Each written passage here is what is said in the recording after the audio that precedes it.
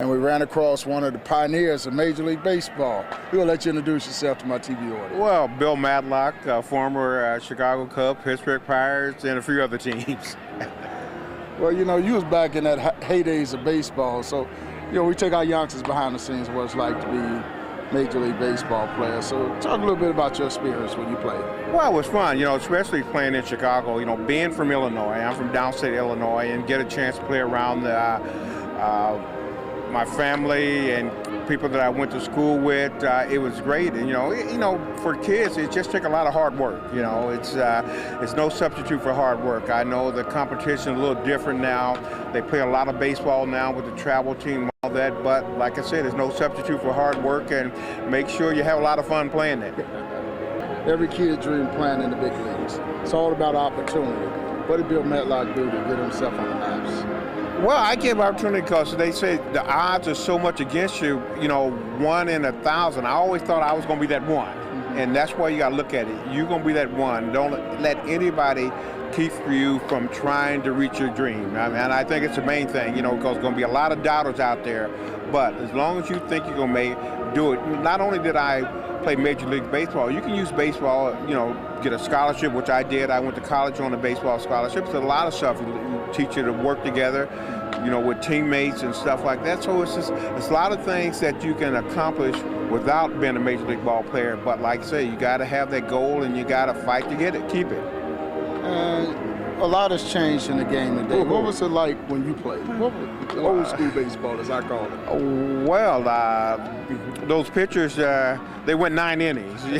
They went 9 innings. I think it's a lot harder to hit now because during the course of a game, you might face 5 pitchers, but when we play 1, maybe 2. So it's not easy now. It's not easy now with the social media. You got to watch what you say, what you do, and everything. But and I think the guys are bigger and stronger now. I mean, these kids are just huge now. We didn't have these like a Brian, like a Sawyer. You know, these guys are just big boys.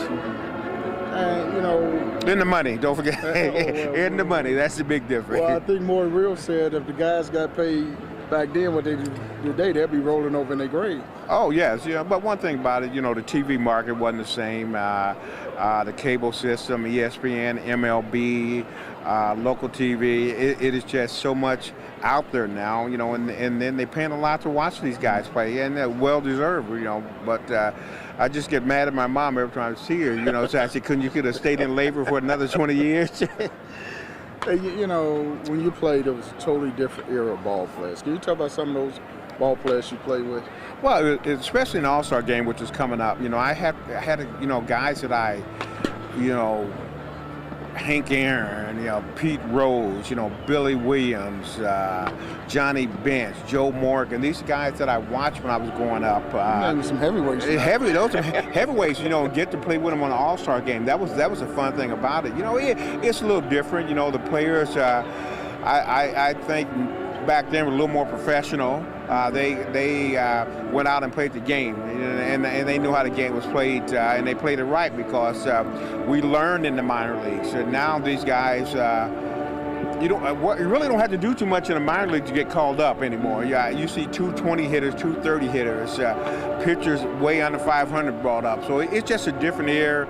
It's going to continue to change, but it was fun, you know, watching those guys on TV and then get a chance to play with them. And you know, I know there was a lot of trash talking. I mean, y'all did a lot of trash talking back in the day, huh? Well, not that much. You know, one guy who did a lot of talking was Dave Parker. You know, Big Dave Parker. You know, he did a lot of trash. Pete always did too, but basically, you know, it was low key. You know, now, but. You know, Dave could talk with the best of them, and he backed it too. And I had a chance to meet him down in Cincinnati last year with my team. Yeah, he could back it too. Now, what about this experience playing for the Cubs? I mean, Wrigley Field. Wrigley Field, you know, like being from Illinois and you know, being watching WGN all my life, you know, up until this year, it was just like a dream come true. You know, my kids loved it. You know, I watched it on TV, and all of a sudden, geez, I'm in Wrigley Field, you know, and that was fun, you know, and this the second oldest ballpark, but like I said, you coming now, you wouldn't know it because they have did a tremendous job here of redoing the stadium with the scoreboards. Ricketts have did a fantastic job. And, you know, I used, as I said, 5 major league teams are scouted for. One of those teams was the Pirates. You know, you got to talk a little bit about the heydays, Dave Parker, Willie Starcher. That was a fun time. You know, like I said, Dave and Willie was the true gentleman that he is. He was a leader both on and off the field. I've never met an individual that influenced me more than him. You know, I didn't play with Ernie. I played with Billy. These guys, they're different, but I spent a lot of time with Willie and Dave and Marino, Gardner, and all those guys. It was just unbelievable. We had a good team. We played hard, party hard, I guess. I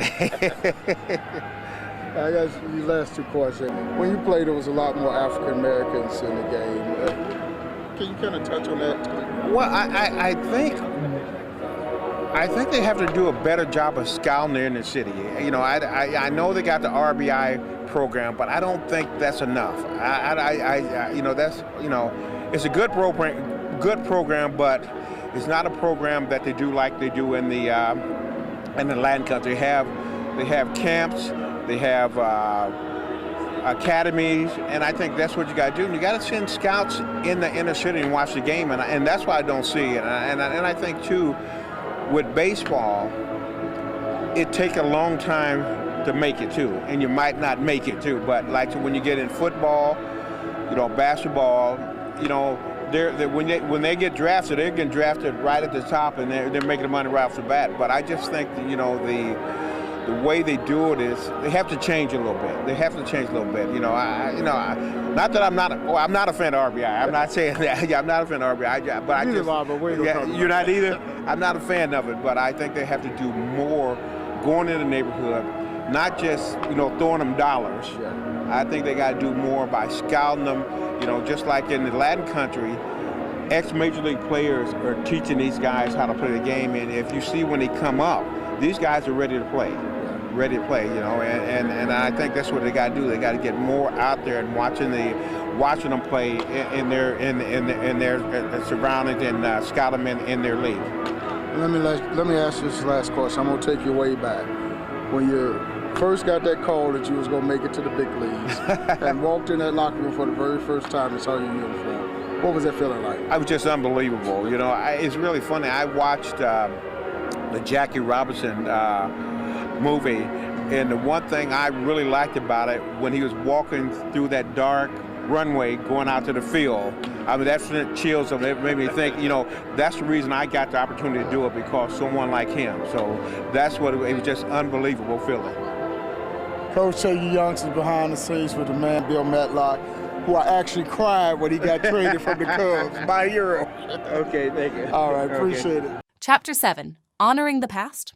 Let us challenge MLB to broaden its vision and reclaim the spirit of inclusion that Jackie Robinson embodied. True progress means ensuring that the next generation of African-American ballplayers, those who play with heart, skill, and dedication, have the same chances to reach the big leagues as anyone else. The future of baseball depends on it. The book is ready. Make sure to purchase your copy today. It is now available on Amazon, and our website makes sure to get it today. That's www.feoa.info. Game Changer. Rube Foster and the Birth of Black Baseball. Not just another book, but the book of books for a 21st century generation.